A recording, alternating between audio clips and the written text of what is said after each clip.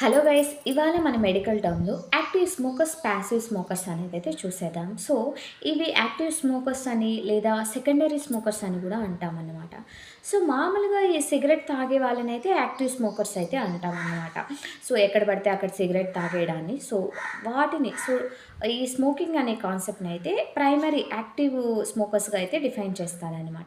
So, secondary smokers అంటే ఏంటి అంటే, లైక్ ఇప్పుడు వేరే వాళ్ళు తాగుతున్నారనుకోండి. సో, మనం పీల్చామనుకోండి, దాన్నైతే పాసివ్ స్మోకర్స్ కానీ, లేదా సెకండరీ స్మోకర్స్ కానీ అంటామనమాట.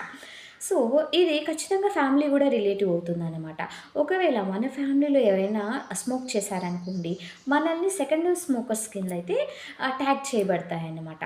సో, మనం తాగేది గాకుండా పక్కనోళ్ళకి గూడా డిసీజ్ ఇవ్వడం అన్నమాట. సో, ఇదైతే కాన్సెప్ట్. సో, మరిన్ని మెడికల్ టర్మ్స్ కోసం మన పేజ్‌నైతే ఫాలో అవ్వండి.